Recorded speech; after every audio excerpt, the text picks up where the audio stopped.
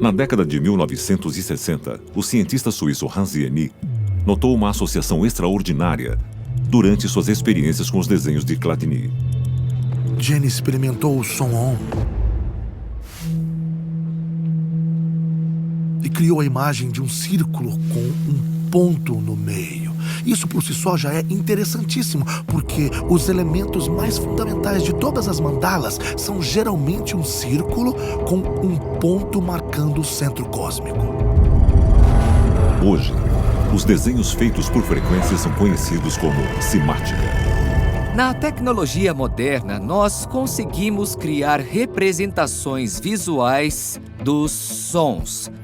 O extraordinário é que temos os mesmos desenhos nos templos hindus.